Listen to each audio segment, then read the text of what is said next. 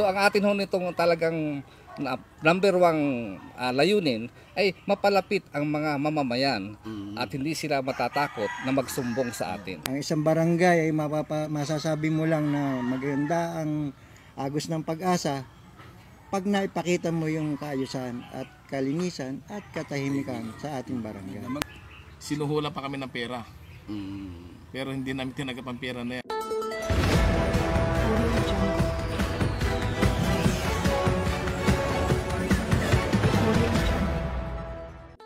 Ang nilalaman ng mga usaping ito ay sariling pananaw at personal na saloobin ng mga individual patungkol sa mga isyong ito. Ito walang kinalaman ang patnugutan ng programang ito.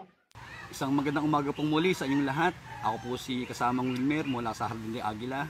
At ngayon po ay meron tayong mga tatlong magigiting at magginoo ng mga bisita mula sa kapihan sa Hardin. Pakilala po tayo, XO. Magandang umaga po. Ako nga pala si XO Sherwin ng dating sa Karangalan, sa Bravo, na nalipat sa Napico. Isang BPO ng Peace and Order. Magandang umaga po sa inyong lahat, lalong-lalo po dito sa bumubuo ng Hardin na kapihan sa umaga. Ginagagala ko po yung kami maimbitahan para makunan din po ng konting opinion para sa ating nasasakupan ng Barangay Manggahan. Ako po isang bilang deputy ng Napico Annex, si OG Francisco. Magandang umaga po sa ating lahat. Ako ho si Danilo O. Bantilan, ang head po ng BPAPS ng Barangay Manggahan. Kasamang Jonas po, ang pambansang solsolero ng Hardin de Aguila. At maganda itong magiging talakayan natin. Unahan ko na, kasamang Wilmer. Sige lang, tol. Banat. Si Ex Sherwin pala, galing pala to ng Karangalan. Karangalan, ano? oo. O ngayon, nasa Napico na siya. Oo. May tanong ako. Sige, tanongin mo na. Personal to. Salang na yan. Sasalang na to. Ex Sherwin, ganito. Kumusta naman yung ano, yung paglilingkod mo nung nasa Karangalan ka? At ang kasunod na tanong ito kumusta naman yung iilang gabi mo na nasa Napico ka? Ito magandang tanong talaga nito Bali nung nasa Karangalan ako sir. Nung unang dapo pala namin sa Karangalan, talagang yung sinasabi na magulo. Andyan lahat. May yung mga pasaway. Hanggang sa natin, napatahimik natin. Ang peace and order. So ngayon, nagkaroon ng lipatan, pansamantala, sa pamumuno ng ating head ng pamumuno ng BPAP, si Sir Danny. Bali, tatlo lang po kaming XO na nireshuffle niya. So paglipat ko naman dito sa Napico, na nabutan ko dito sa kila deputy, talagang nung unang gabi walang tulog. Pangalawang gabi wala pa rin tulog. Hanggang ngayon. Pero pipilitin hindi lang pipilitin, talagang gagawin namin. Kung anong utos ng aming head ng BPAPS. Ginagawa mo yan. Sa peace and order. Ginagawa mo yan dahil sa commitment siguro, no? Dahil sa kagustuhan natin na mapanatili yung kaayusan at katahimikan sa Barangay Manggahan. Ganun yung pagmamahal mo, no? Ganun talaga. Si Deputy, anong masasabi mo, Deputy, sa nangyayari sa atin dito, sa usapin ng crime? Paano ba yung mga karanasan mo tungkol dito? Masasabi ko lang bilang deputy at lingkod bayan ng ating barangay. Pinapatupad namin yung aming mga dapat pairalin para sa pangangalaga ng ating seguridad ng mga kabarangay ng Barangay Manggahan. Bilang mga BPO, may mga limitasyon din yung aming mga kilos. Dahil meron tayong dapat na isagawa na doon lang tayo lagi doon sa tayo nasa tama. Huwag nating pairalin na tayo ay mamali. Dahil tayo yung magpapatupad ng batas, tayo yung makitaan ng magandang halimbawa. Tulad dyan sa mga kabataan na minor de edad. Yan alam natin laman ng karsada yan. At higit sa lahat, tayo naman pare-parehong dumaan sa kabataan. Yes, tama yan. Alam natin yung galaw nila. At alam din natin kung ano ang karapatan nila. Ngayon, Maganda yung ano, maganda yung nagiging ano. May karugtong akong tanong diyan eh. Kasamang OG, deputy. Baka naman ginagawa nyo lang yan, natatakot lang kayo sa head ng BPAPs. Totoo ba yon?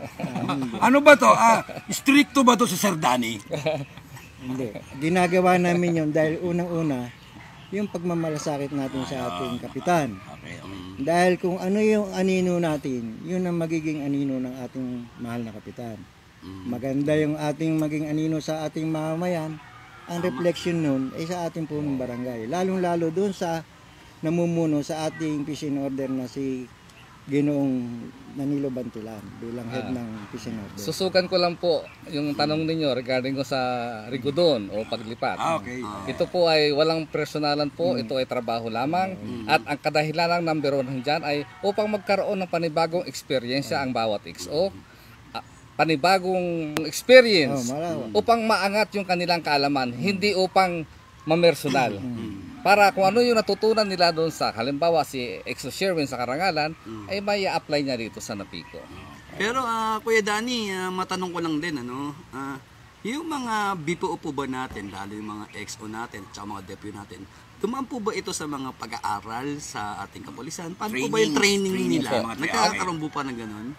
Mayroon na po actually ang city sagad nagpa-training na po. Pero mayroon pa kaming parating na training upang pag-ibayuhin ang kakayahan ng ating mga tanod po. Napakaganda pala niyan. Alam ko, itong buwan ng September, meron yan yung barangay at pulisya laban sa krimen. Alam ko, yearling kinakandak yan. Ano?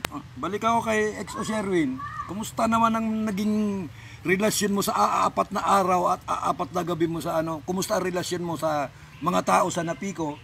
Anong pagtingin mo sa kanila? Yun. Yung mga tao sa Napico, yung mga naabutan ko diyan ng mga BPO natin, lalo na sa mga deputy, wala naman pa ako nakitang wala man ako nakita na sinasabi nila na yung nagkakaroon ng hindi magandang iringan, pero wala naman magandang yun na. Tuwang-tuwa nga sila at wala naman nagiging ganito bulungan siraan, wala naman. Mas yung nga sabi nga nila, maganda nga yun ang nangyari sa panunungkulan ni Sir Danny Bantilan bilang head ng peace and order.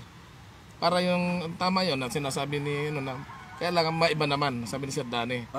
Para magkaroon Sir Danny ng familiarity sa buong tropa na para pag nagkakasalubong magkakakilala, kasama pala to. Isa yun siguro sa dahilan kung bakit nagkaroon ng pansamantalang reshuffle niyan ngayon, ibabalik ulit yung tanong, Exo Sherwin, kumusta ang relasyon mo doon sa mga inabot mong tao sa lansangan sa Napico? Yun. Sa mga tao sa lansangan sa Napico, may pagbabago. Okay. Kasi, katulad nga sinasabi nila, bagong muka. Bagong pag-asa. Kung ano yung, katulad na sinasabi ni Sir Danny, kung ano yung in-apply ko dito noon sa Karangalan na pinatupad namin, ganon din ang ginagawa ko dito sa Napico. Para yung mga tao, hindi mo yung iba kasi pag sita lang. Pero kung sama mo ng kunting tigas. Sigurado yung tao. Parang sinabi mo, hoy! Susunod dyan. Tigas yun, di ba? Oo. Hindi pwedeng hoy. Kasi meron kasi magkakanda kami ng rubing. May mga naabutan kami dyan sa kalsada na nagiinuman. Sige sir, ililigpit na lang namin. Ako hindi. Sabi ko kay Deputy, hanggat hindi nila pinapasok sa loob yan at hindi sila pumasok, huwag tayo aalis. Nasa Kung ayaw nyo tamang sumunod, pangalawang pangalawang ikot namin, andyan ka pa rin. Sigurado ka, yung alak mo, lahat ng mga gamit mo dyan, kakarga ko yan. Pero mga kasama sa BPO, nakikita ko naman nagiging effective naman lahat. Lahat naman nagiging maayos yung pag-handle sa kapwa niya BPO, sa mga mamamayan, ng manggahan. Maganda yung approach. Diba? Maayos naman Kasi nakikita ko, tinitiyak niyo yung umiiral yung karapatang pantao. Hindi naman noong araw na talagang nalalabag yung karapatang pantao ng mga mamamayan. Pero ngayon parang napaka-smooth ng mga galawan ninyo. Naging professional na yung datingan. Kumbaga talagang well-knowledge sila sa mga ginagawa nila. Yun ang kagandahan sa kanila. Na isasaayos na maigi at nagagampanan nila maigi yung kanilang trabaho bilang isang peace and order. Ano masasabi nyo ba sa Siyempre, hindi naman lahat ng tao natutuwa sa atin. Opo. Di ba? Ano ba maipapayo nyo sa mga taon to? Kuya Danny, unahan mo na. Una na lang po kailangan ho natin ang tulungan ng ating mamamayan at ang ating mga katanuran. Pangalawa, ako po ay leadership by example.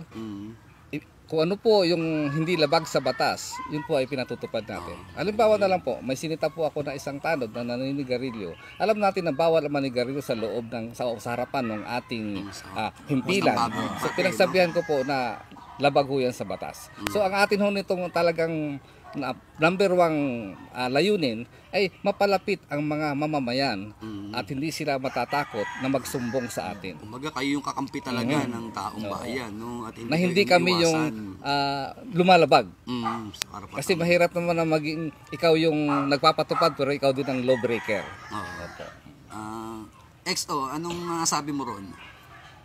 Ang masasabi ko rin po din yun, talagang yung nga, sabi nga ng mga tao, mararamdaman mo sa mga tao din. Ang mga tao, sabi ng mga tao, napakaganda yung ginagawa niyo, sir. Mula nung lumapag kayo dito, mula nung nag-umpisa itong pag-upo ng ating bagong kapitan, si Kapitan Kapkin, malaki po ang pagbabago ng manggahan. Maraming nabago. Lalo na sa mga ganyan sa peace and order, marami. Alam niya yan, ni Deputy rin. Ang deputy, ano sabi mo? Bilang deputy nga, yung pinapatupad namin batas. Sa aming kapwa mamamayan, unang-una, siyempre, kung ano yung nakikita namin na dapat namin gampanan, tulad nga ng sinasabi namin ng curfew time, ang aming nasasakupan ay bantayan ang ating kabarangay. Kaya po kaming mga nagpapatupad ng batas, ay meron kami 5 katangian. Unang-una yung pagpapakumbaba. Ganda nun, ha? Pangalawa yung makadiyos ka. At higit sa lahat, bibigyan mo ng karapatan ang bawat isa nating mamamayan. Yung nagrereklamo at ang nirereklamo. Magkunin mo muna ang kanilang mga opinion o pahayag. Bawat isa. Para mabigyan mo ng magandang solusyon. Kami naman naglilingkod bilang lingkod bayan, hindi naman kami para maging bias. Basta kami pantay-pantay po ang aming pagtingin sa aming mamamayan. Lalong-lalo na po ang ating mga president o officer. Siguro isang araw kukunan po namin sila ng mga katanungan at bilang isang malaking pagtulong sa amin sa pagpapatupad sa katahimikan ng ating barangay. Tulad nga ng peace and order. Ang isang barangay ay masasabi mo lang na maganda ang agos ng pag-asa pag naipakita mo yung kaayusan at kalinisan at katahimikan sa ating barangay. Maganda yung sinabi ni Deputy. Medyo malaman no? Hindi lahat sumasang-ayon sa mga natin sa mga programa natin Merong mga iilan na hindi gumugusto doon sa mga pinapatupad natin. Paano nyo hinahandle to? Yung mga nagbabas sa atin, lalong-lalo na sa social media, lalong-lalo na makakarinig ka ng mga walang kwenta yung mga BPO na yan, mga ganyan. Hindi natin na lang nila. Paano nyo dinadala sa sarili nyo yan? Nagtatanim ba kayo ng galit sa mga ganong tao? Hindi po. Actually, isa nga ho yun sa nagpapalakas ng loob sa amin na upang ipatunayan na sa kabila ng mga kanilang mga komento ay ginagawa namin ang aming makakayanan upang mapaigi, mapabuti ang serbisyo ng ating mga lingkod bayan. Okay, maganda yun. Kasamang Oji. Ang sa akin naman, bilang lingkod bayan nga, talagang ganyan. Ayan social media, may mga maririnig tayong batikos sa ating mga gumaganap na lingkod bayan. May natutuwa at may nagagalit, di ba? Halimbawa, kagaya nung nakita natin mga lumalabag sa ating katahimikan para may pa-viral yung peace and order. Maaring sigurong nagagalit sa atin dahil sila sinasaway natin. Pero sa kabila ng lahat, yung nasa kapaligiran nila mamayan ay natutuwa naman sa atin yun. Dahil nararamdaman nila ngayon, makikita mo nga ngayon yung mga call center sa gabi, naglalakad sa kalye, hawak pa yung cellphone. Habang umuwi, video call yung kanilang kapamilya. Wala sila'y na, hindi na parating. sila nag-ano, baka Hindi na sila hablutan nag-aalala na may hold up o mga hablot. hablot. Yun naman iba natin mga concerned citizen na tumatawag sa atin. Agad naman namin tinutugunan ng kung ano man yung mga hinaing nila. Dumadating naman sa puntong nandun yung responde namin. Subalit meron pa rin ilang mga concerned citizen na sabi nga nila, pag alis namin, andyan na naman.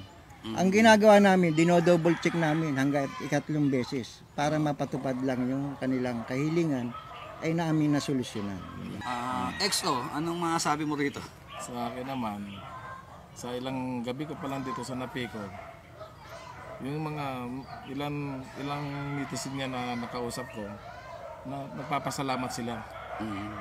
Nagpapasalamat sila sa atin bilang lingkod bayan dahil nababantayan natin sila. Yung dating na ano nila na yung takot, ngayon hindi na. Yung anak nila uuwi, kailangan pang abangan sa labas, kailangan pang sunduin sa live phones para ganito ganyan. Para lang makasigurado. Oo, makasigurado. So ngayon po, hindi na po nila yung ginagawa. At nagpapasalamat din sila sa ating mahal na kapitan. Lalo na sa aming mga nasa peace and order na walang tigil ang aming pag-iikot. Sa buong, hindi lang buong hindi lang buong Napico. Buong Manggahan. O buong Manggahan. Kasi minsan, lahat ng sektor nagiging yan. Joint Joint force yan. Alam po ng aming ng head ng BPAP si Sir Danny. Maganda yung yan.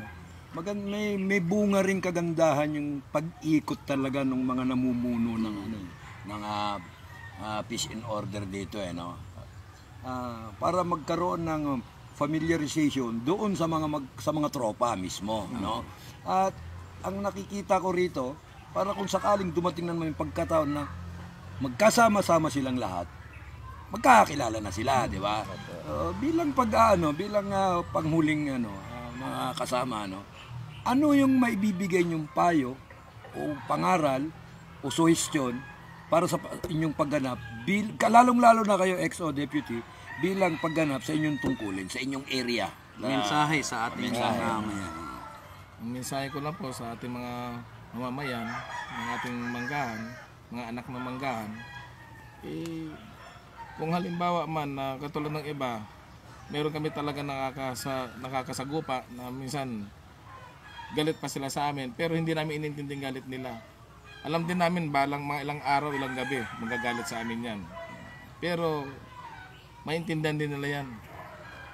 Kasi ginagawa lang namin yung talagang trabaho namin bilang peace and order. Kung ano yung man yung sasabihin nila laban sa amin, tatanggapin namin yan. Hindi namin kailangan Hindi mo kailangan i-depensa yung sarili mo sa kanila. Dahil gumaganap kayo sa tungkulin. Gumaganap lang kami sa tungkulin namin. So ilang gabi na yun, na-experience ko rito. Katulad kagabi, si Danny, alam ni Deputy, dito sa may dulo ng Lanzones Extension, meron pa pong isa dyan nagtatapon ng basura. Nagkakariton, pero sinuhula pa kami ng pera. Pero hindi namin tinagap ang pera na yan. Sabi ko sa kanya, yung pera mo, ibalik mo yan at huwag mo akong susulo ng pera. Ang gawin mo, ibalik mo yung basura mo kung saan mo kinuha yan. Huwag mong itatapon yan kung saan. Lalo na yung mga pinagbaklasan ng mga bahay, yung mga bato, Mga debris. mga debris, yun. Hindi, talagang bawal naman yun. So, talagang ginawa po namin, pinahakot namin sa kanila pabalik. Kasi hindi pa pwedeng ganun. Si kasama. Bilang deputy nga ng Napico, ng BPO, ay unang-una, hindi ko sisirain yung lubos na pagtitiwala sa atin ng punong barangay, si Kapitan Kim. Dahil umaasa siya sa akin na gaganap ako doon sa akin tungkulin na hindi siya maapektuhan na ikasisira niya. Ang gusto kong mangyari, ang bawat gagampanan namin ay yung mamahalin ng mga tao yung aming papatupad na batas at makikita yung pagbabago. Kagaya nga na sinasabi ko sa inyo na natutuwa ako dahil yung mga mamayan dito lalong-lalo na sa Barangay Manggahan nakikiisa na. Dahil pag sinabi naming curfew, pasok na kayo. pumapasok na. At pag sinabi naman namin sa mga kabataan na kayo ay umuwi na dahil yung inyong paggala sa ating kalye ay maaring kapahamakan dahil pag kayo nag-away-away, maaari kayong masugatan. Kaya kami ay patuloy na nagpapastol sa mga kabataan. Mas marami na yung mas marami yung aware na ngayon. Mas marami. Mas maraming Maraming aware na improvement. kinakanta Yung natin. dissemination eh. Oo. Yung palagi nating pinapaalala, makakasanayan yan eh. Di ba? Panghuli, Sir Danny, anong mensahe Nakikita ko po ang sinseridad ng ating punong barangay na pag-ibayuhin ang ating seguridad, ayusin ang ating pamayanan. So, tip lang po sa ating mga mamamayan dahil alam naman ho natin, hindi naman lahat ng oras ay nandyan ang tanod sa harap po ninyo. So, kailangan ho maging masinop kayo sa inyong seguridad. Ano ibig sabihin nun? Halimbawa na lang example sa bahay, tingnan nyo kung mga nakalak ang pinto, yung mga bintana hindi nakabukas. Kasi ang isa hong elemento na inaano ng isang magnanakaw ay yung elemento na Bayaan. may tawag ho doon. Bigyan ng pagkakataon. Yung pagkakataon na siya ay makanakaw. Halimbawa na lang, kung maglagay lang kayo ng ilaw, huwag na ho kayong kung magkano binayaran sa kuryente. Ang ginagawa ko sa bahay, magdamag ko yung ilaw ko sa labas. Isa na po yun. Deterrent yun eh. Opo. Hindi po yung magtitipid tayo, malaki naman yung nawawala sa atin. Yung mga anak ko natin, pagsabihan na habang naglalakad, ay hanggat maaari, huwag nagsiselfone. Itago yung At tumingin ho siya, kaliwat kanan, harap at likod, kung may sumusunod sa kanya. Yun lang ho, yung mga kunting bagay na gano'n na tungkol sa seguridad, upang ma-aware ang mga tao natin para maiwas tayo sa kapamakan. Bali, nakikita natin yung mga ganitong bagay, na napakaseryoso ng mga usapan natin. Pero may mga masayang moments din tayo, no? Lalo na may mga nakakatunggali tayo, may mga nakakaaway tayo, di ba? Pero paano ba natin hinahandle yung mga bagay na to na tinatawanan lang ba natin to? Paano ba natin inalagay na lang mga sarili natin para magkaroon din tayo ng aral din, no, sa kanila? Paano ba tayo kumilos sa mga ganitong bagay na kung hindi tayo seryoso, paano naman yung kabilang side, di ba? Sige, ganito yan, kasamang Wilmer. Ito, tanong to personal kay XO eh. No? Ang sabi niya kanina, naalala ko may sinabi siya. Tinanong ko siya, kumusta ang relasyon mo sa mga tao rito sa Napico? Ang sinagot niya kanina ay, nagulat sila. Oo. Nagulat Bakit? ba sila sa gandang lalaki mo o sa tinatrabaho mo? Macho. Ha? Yun yung tanong, di ba? Sa trabaho ba yan? Sa trabaho naman pala. So, yun, pinagpapasalamat kayo, XO. Sa trabaho lang. Baka iba tinatrabaho mo, XO. Pwede yun, madadali tayo dyan. Dali ba tayo? Ewan ko ng skedan kung anong trabaho pa niya. Bukod sa dyan. Si Baby, hindi ba madas nawawala si Kuya Danny? Si Sir Danny, matagal ko nang kilala to. Gusto mo magsalita ako? Bali ganun po, napaka-iksi po ng oras natin, no, para sa talakayang ito. At kami nagpapasalamat sa ating mga bisita at paunlakan nila tayo sa mga oras na ito, no. Kaya muli, ako po si kasamang Wilmer mula sa Hardin de Aguila. Kasamang Jonas, ang inyong pambansang sulsulero. Dito lang yan sa Kapihan sa Hardin.